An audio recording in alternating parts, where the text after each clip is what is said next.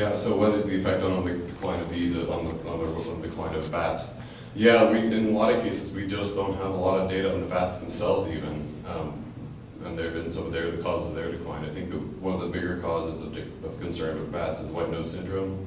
But you're totally right that these insectivorous bats are completely dependent on insects, and especially the moths, which are some of the biggest and juiciest insects out there. So we just don't have a lot of data, even for the moths, on their food sources. But it's certainly an important consideration. Yeah. So yeah, it all ties together. It's an ecosystem that's in trouble.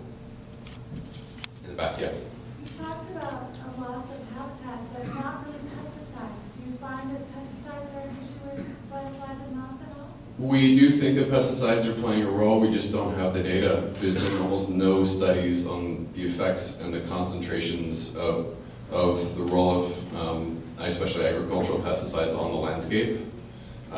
And especially for small butterflies like the pouchy stippling here. That's why we've proposed to start doing some research. But yeah, it's largely a data hole. We just don't have much. I was just wondering if you could comment a little bit about the monarchs. I mean, at our house 2 years ago, we had 50 eggs go to monarchs, and last year we had 0. Yeah. Yeah, it was a pretty pathetic year for monarchs, and really all of these butterflies too. They were especially hard hit by the long, cold spring last year, where it snowed so late in the year. So, well, they had been in a long-term trajectory down anyway because of habitat loss both in the U.S. and in Mexico.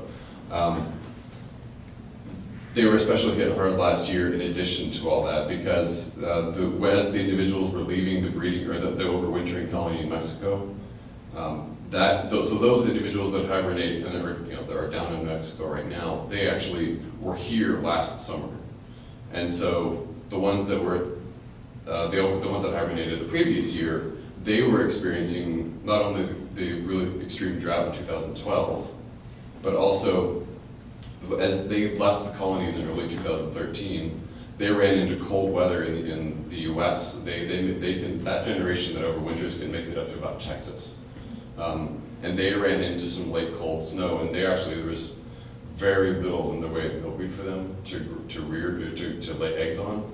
And so that first generation out of the overwintering colonies kind of failed. They were already at low numbers, at record low numbers. Then they just ran into a lack of resources again last year. So they just couldn't recover that. And so this the individuals that are in the breeding colony, the hibernating colonies right now are at the lowest numbers ever recorded. So the hope is that they can get a good start in this next year and rebound a little bit, but they're facing habitat problems throughout their entire range, including the loss of a lot of milkweed that they rely on. So it's a multifactorial problem, and that's probably true for a lot of these butterflies. Okay, thank you.